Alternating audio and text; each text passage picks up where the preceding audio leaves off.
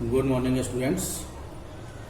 हम लोग previous video में डेमोक्रेटिक पॉलिटिक्स सेकंड और क्लास 10 के अंतर्गत हम लोग देखे थे पावर शेयरिंग के चैप्टर के अंतर्गत बेल्जियम और श्रीलंका के बारे में मॉडल पढ़ रहे थे, उसकी स्टोरी पढ़ रहे थे।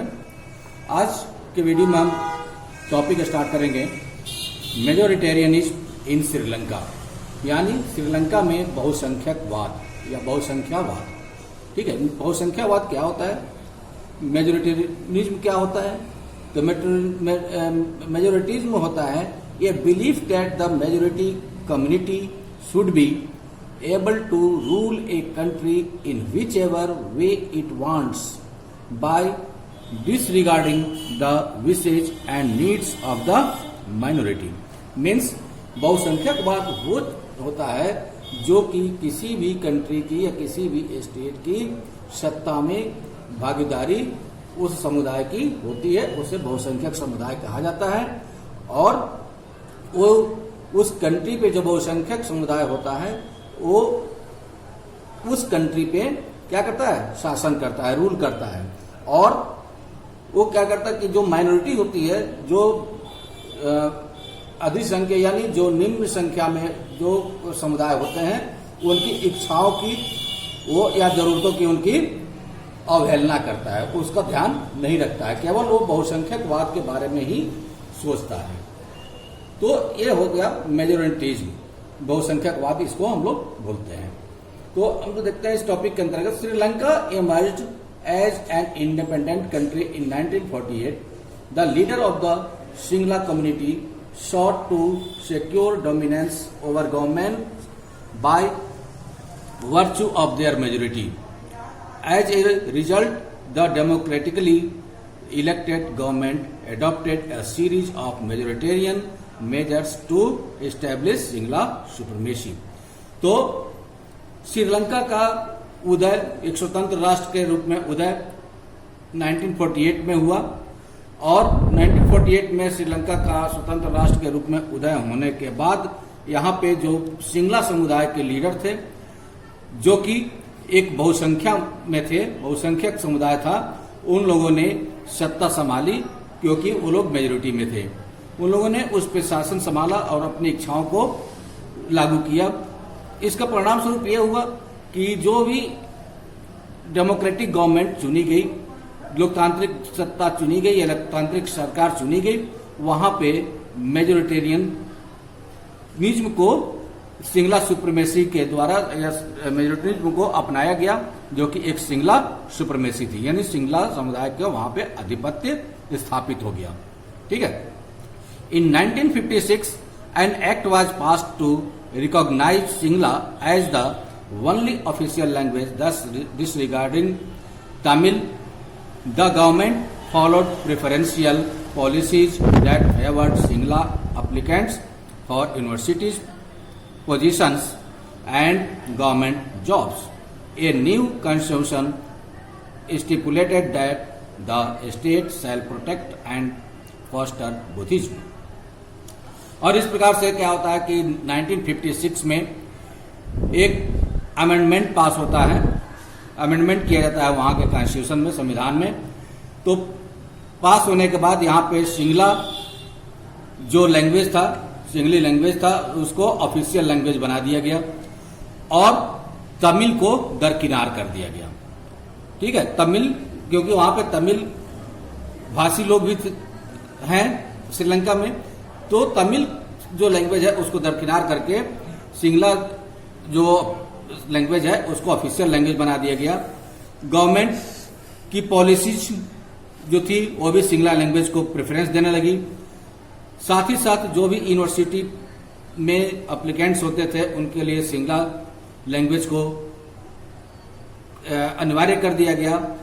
गवर्नमेंट जॉब्स जो थे उसमें भी सिंगला लैंग्वेज को अनिवार्य कर दिया गया। और इस प्रकार से जो कॉन्स्टिट्यूशन था, एक नया कॉन्स्टिट्यूशन एक अस्तित्व में आ गया।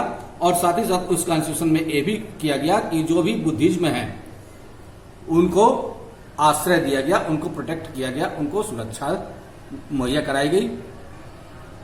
All these government measures coming one after the other gradually increased the feeling of alienation among the Sri Lankan Tamils.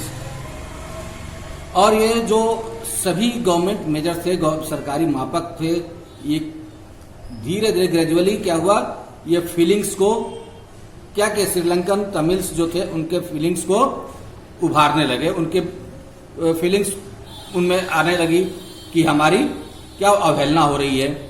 They felt that none of the major political parties led by the Buddhist Sinhala leaders were sensitive to their language and culture. और कोई भी, उन्होंने महसूस किया कि कोई भी बड़ी पार्टी, बड़ी राजनीतिक पार्टी या बड़े राजनीतिक दल जो बुद्धिस्ट सिंगला लीडर्स थे उन्हीं को प्रोटेक्ट कर रही है और उनके लैंग्वेज को, सिंगला लैंग्वेज और कल्चर को ही क्या कर रही है, प्रोटेक्ट कर रही है और उन्हीं के द्वारा ये सब चलाया जा रहा है सरकार। They felt that the constitution and government policies denied them equal political rights, discriminated against them in getting jobs and other opportunities and ignored their interests.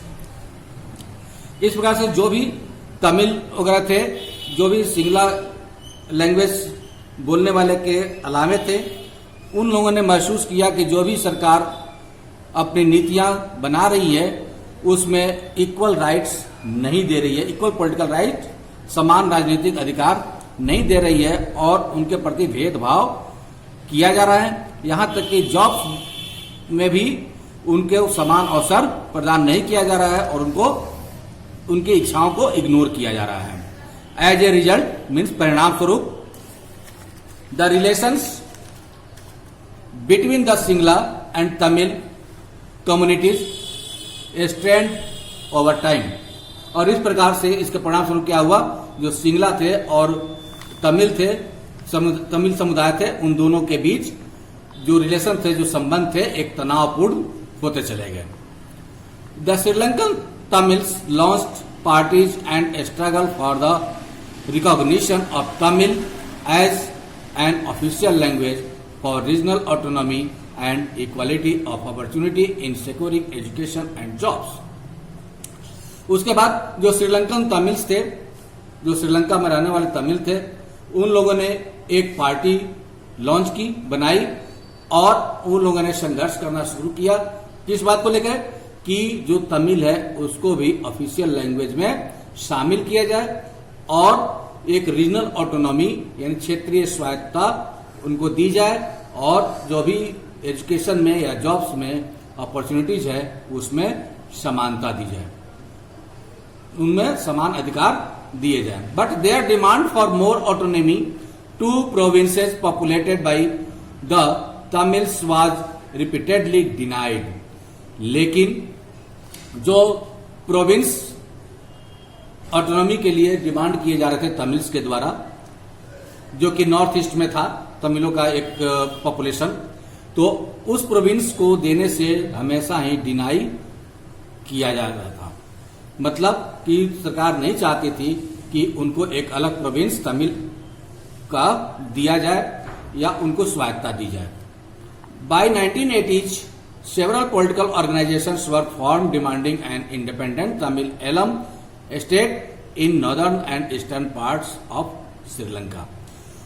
1980s के दौरान, 1980 के दशक के दौरान बहुत सारे ऐसे राजनीतिक संगठन बन गए और उन सब ने एक स्वतंत्र तमिल एलम राज्य की मांग शुरू कर दी, जो कि northern and eastern parts, Sri Lanka के नॉर्दर्न एंड ईस्टर्न पार्ट्स यानी उत्तरी पूर्वी भाग में था।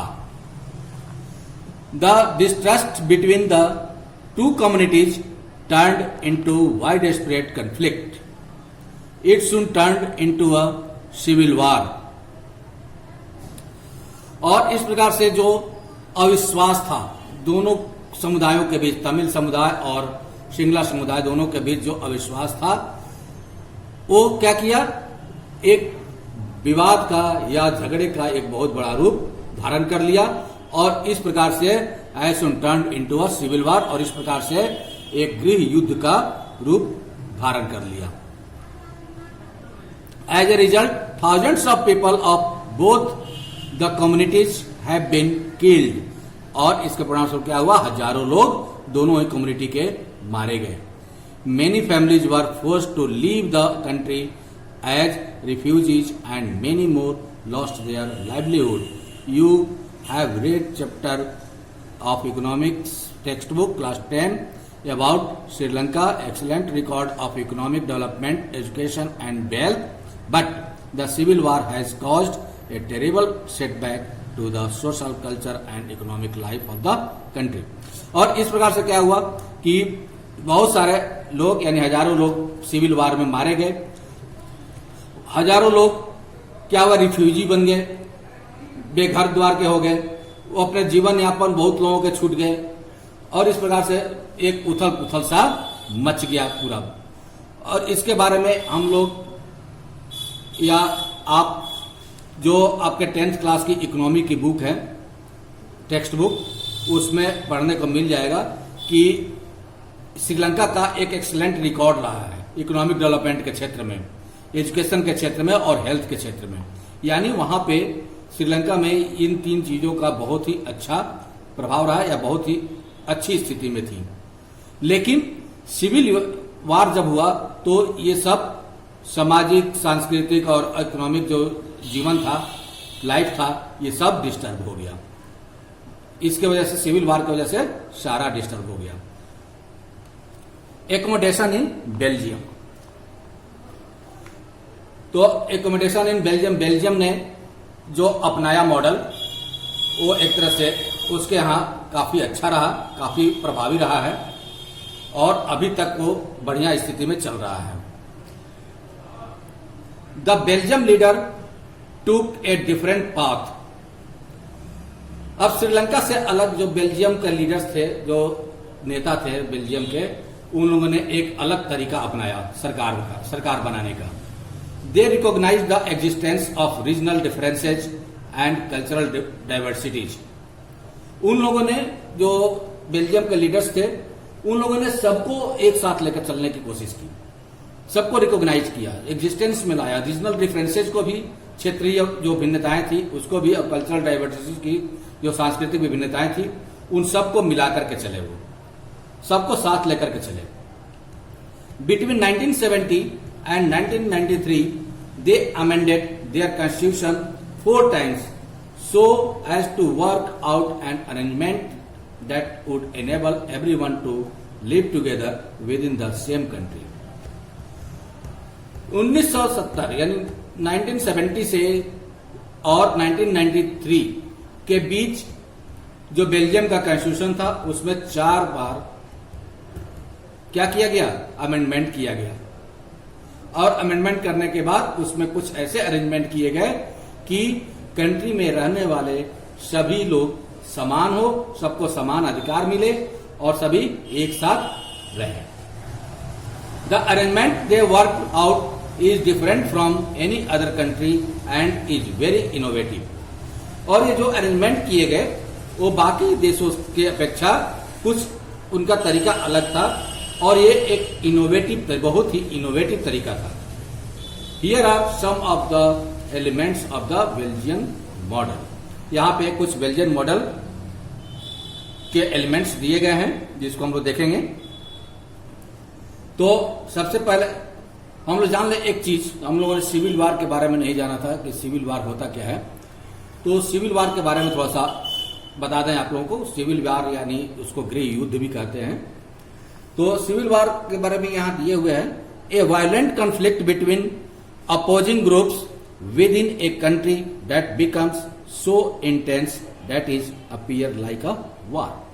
तो सिविल वार में क्या होता है कि जो वायलेंट कॉन्फ्लिक्ट होता है, हिंसक विवाद होने लगते हैं, जो अपोजिंग ग्रुप्स होता है, 2 ग्रुपों के बीच, जो एक विरोधी और एक दल जो भी होता है, उन दोनों के बीच देश के अंदर ही, देश से बाहर नहीं, देश के अंदर ही, किसी भी देश के अंदर ही एक हिंसक विवाद होने लगता है, हिंसक धारणाएं लोगों में फैल जाती है, मारपीट, काट कूट सब होने लगता है।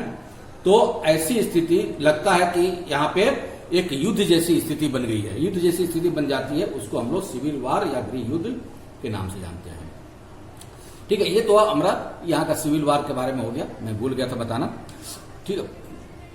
तो यहाँ पे जो बेल्जियन मॉडल है, बेल्जियन मॉडल के कुछ एलिमेंट्स है, तो एलिमेंट्स में क्या क्या अमेंडमेंट किए गए, अमेंडमेंट करके क्या क्या एलिमेंट्स बनाए गए, तो देखते हैं। फर्स्ट एलिमेंट्स क्या है। Constitution prescribes that the number of Dutch and French speaking ministers shall be equal in the central government. Some special laws require the support of majority of members from each linguistic group. तो constitution Belgium का क्या provide करता है कि वहां पे Dutch और French speaking दोनों ही मिनिस्टर होंगे, इक्वल होंगे, समान संख्या में होंगे। सेंट्रल गवर्नमेंट जो भी बनेगी, जो केंद्रीय सरकार बनेगी, उसमें डच स्पीकिंग और फ्रेंच स्पीकिंग मिनिस्टर्स की संख्या समान रहेगी, बड़ा इक्वल रहेगा। और कुछ ऐसे भी लॉज की आवश्यकता महसूस की गई जिसमें कि कुछ मेजोरिटी लिंग्विस्टिक ग्रुप की प्रधानता हो या उसको कुछ खास अधिकार दिया जाए। 10 no single community can make decision unilaterally. और इस प्रकार से कोई भी सिंगल कम्युनिटी, कोई भी एक समुदाय किसी भी डिसीजन को अकेला नहीं ले सकता। यानी जब दोनों फ्रेंच स्पीकिंग और डच स्पीकिंग दोनों ही प्रकार के मिनिस्टर आपस में सहमत होंगे तभी भी कोई डिसीजन लिया जाएगा। नेक्स्ट पॉइंट है, many powers of the central government have been given to state government of the 2 regions of the country. The state government are not subordinate to the central government. तो यहां पे हम देखते हैं कि बहुत सारे ऐसे अधिकार हैं जो कि सेंट्रल गवर्नमेंट के पास हैं और वो क्या करता है, डिसेंट्रलाइज कर देता है। Have been given to state government, और वो स्टेट गवर्नमेंट को सेंट्रल गवर्नमेंट के द्वारा दे दिया जाता है। Of the 2 regions of the country, और उसको 2 रीजन में, 2 क्षेत्रों में ये बांट देता है। क्यों, कौन सा, एक स्टेट गवर्नमेंट हो जाता है और एक सेंट्रल गवर्नमेंट हो जाता है। तो सेंट्रल गवर्नमेंट से कुछ अधिकार चले जाते हैं, बहुत सारे अधिकार स्टेट गवर्नमेंट को चले जाते हैं, और इस तरह से 2 क्षेत्रों में सरकार बन जाती है, एक सेंट्रल गवर्नमेंट और एक स्टेट गवर्नमेंट। लेकिन the state government are not subordinate to the central government. लेकिन सेंट्रल गवर्नमेंट के अंदर में स्टेट गवर्नमेंट नहीं होती, यानी उसके अधीन, सेंट्रल गवर्नमेंट के अधीन स्टेट गवर्नमेंट नहीं होती। ठीक है। नेक्स्ट पॉइंट आता है, Brussels has a separate government in which both the communities have equal representation. Brussels में एक सेपरेट गवर्नमेंट है। ब्रुसेल्स क्या है, ब्रुसेल्स बेल्जियम की कैपिटल है, राजधानी है। ठीक है। तो ब्रुसेल्स में एक सेपरेट गवर्नमेंट की स्थापना हुई है जहां पे दोनों ही कम्युनिटी की समान प्रतिनिधित्व है, इक्वल रिप्रेजेंटेशन है। यानी डच स्पीकिंग और फ्रेंच स्पीकिंग दोनों ही प्रकार के कम्युनिटी की इक्वल रिप्रेजेंटेशन है। Okay. The French speaking people accepted equal representation in Brussels because the Dutch speaking community has accepted equal representation in the central government. Means the French speaking people, जो French speaking people थे, वो उन्होंने equal representation कहां पे accept किया, स्वीकार किया, Brussels में। क्योंकि यहां पे ब्रुसेल्स में फ्रेंच स्पीकिंग लोगों की संख्या अधिक थी। बिकॉज, क्यों ये अधिक होते हुए, इनकी संख्या अधिक होते हुए क्यों इन्होंने स्वीकार कर लिया? बिकॉज, क्योंकि the Dutch speaking community has accepted equal representation in the central government. क्योंकि सेंट्रल गवर्नमेंट में जो डच स्पीकिंग कम्युनिटी थी उनकी संख्या अधिक थी, तो उन्होंने समान रिप्रेजेंटेशन या समान प्रतिनिधित्व को स्वीकार किया। इसलिए फ्रेंच स्पीकिंग पीपल ब्रुसेल्स में एक्सेप्ट कर लिए। Okay, isn't it? Okay, thanks. Next point आता है, apart from the central and the state government there is a third kind of government. यहां पे सेंट्रल गवर्नमेंट और स्टेट गवर्नमेंट के अलावे भी एक सरकार होती है, एक तीसरी सरकार भी है। तीसरी सरकार कौन सी है? This community government is elected by people belonging to one language community, Dutch French and German speaking no matter where they live. तो यहां पे थर्ड काइंड ऑफ गवर्नमेंट यानी तीसरी प्रकार की गवर्नमेंट कौन सी आती है? कम्युनिटी गवर्नमेंट, सामुदायिक सरकार। और ये इनका चुनाव कैसे होता है? इनका चुनाव होता है प्रत्येक लैंग्वेज कम्युनिटी के द्वारा। वन लैंग्वेज कम्युनिटी यानी डच कम्युनिटी अलग अपनी सरकार चुनेगी, फ्रेंच कम्युनिटी अलग सरकार चुनेगी और जर्मन स्पीकिंग कम्युनिटी अपनी अलग सरकार चुनेगी।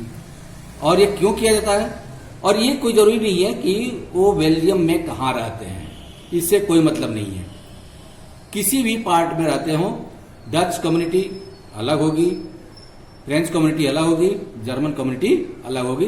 वोटिंग सभी करेंगे, चाहे देश के अंदर बेल्जियम के अंतर्गत जहां भी रहते हो वोटिंग करेंगे। डच कम्युनिटी गवर्नमेंट बनेगी तो जितने भी डच स्पीकिंग होंगे सारे वोट करेंगे। फ्रेंच कम्युनिटी गवर्नमेंट बनेगी तो फ्रेंच स्पीकिंग पीपल जहां भी होंगे वो सारे वोटिंग करेंगे। German speaking people German community government के लिए जहां भी होंगे बेल्जियम के अंतर्गत वो सभी वोटिंग करेंगे। ठीक है। This government has the power regarding cultural, educational and language related issues. और ये जो गवर्नमेंट बनेगी कम्युनिटी गवर्नमेंट, इसका काम होगा, इसके पास कौन से अधिकार होंगे? कल्चरल से संबंधित, एजुकेशनल से संबंधित और लैंग्वेज से संबंधित, या जो भी अधिकार है इससे संबंधित जो भी कार्य है उससे संबंधित इनके पास अधिकार होंगे या शक्तियां होगी। You might find the Belgian model very complicated.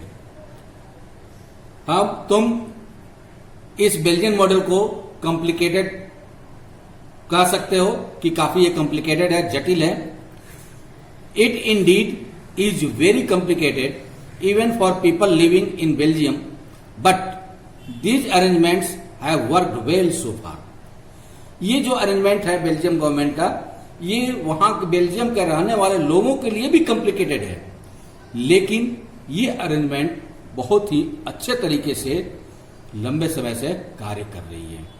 They help to avoid civic strife between the two major communities and a possible division of the country on linguistic lines. ये अच्छी तरह से काम कर रही है और इसका उदाहरण यही है कि ये दो मेजर कम्युनिटीज जो हैं, फ्रेंच स्पीकिंग और डच स्पीकिंग, इन दोनों के बीच कोई भी विवाद पैदा नहीं होता है। दोनों आपस में एक साथ रहते हैं। इनके भाषाई आधार पे कंट्री का बंटवारा या दो भागों में बंटवारा नहीं हो पा रहा या नहीं होता है। When many countries of Europe came together to form the European Union, Brussels was chosen as its headquarters. जब यूरोप के बहुत सारे कंट्री मिलकर के एक यूरोपियन यूनियन की स्थापना कर रहे थे या अस्तित्व में आए, तब उन लोगों ने ब्रुसेल्स को अपनी हेडक्वार्टर्स के रूप में चुना, क्योंकि ब्रुसेल्स में शांति रहती थी, शांति प्रिय जगह था, इसलिए उसको उन लोगों ने चुना।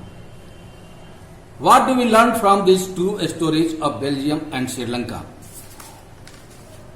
हम लोग इन दोनों स्टोरीज जो है बेल्जियम और श्रीलंका का, इससे हम लोगों ने क्या सीखा, क्या जाना? बोथ आर डेमोक्रेसीज, दोनों ही जगह पे डेमोक्रेसी है, दोनों ही जगह पे लोकतंत्र है। It they dealt with the question of power sharing differently, और अभी तक दोनों जगह में जो पावर शेयरिंग है वो दोनों जगह में भिन्न भिन्न है।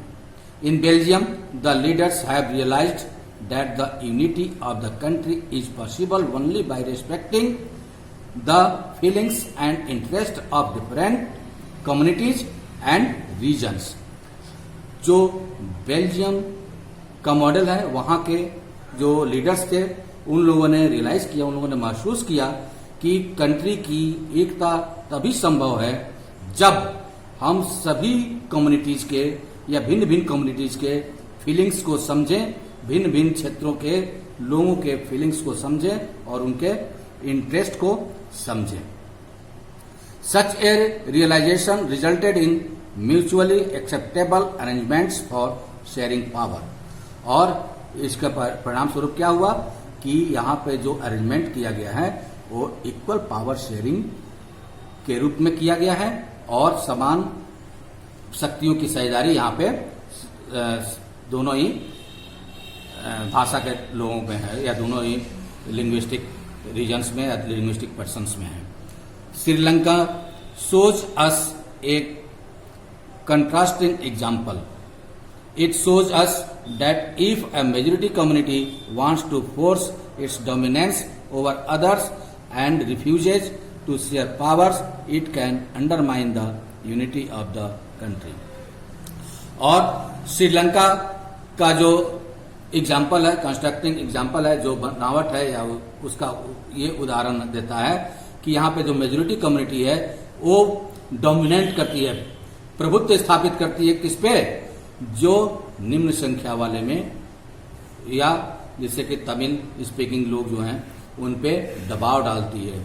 और इस प्रकार से क्या होता है, यहाँ पे कन्फ्लिक्ट पैदा होता है, विवाद पैदा होता है और ये जो है देश की एकता में क्या है, देश की एकता में ये रुकावट लाता है।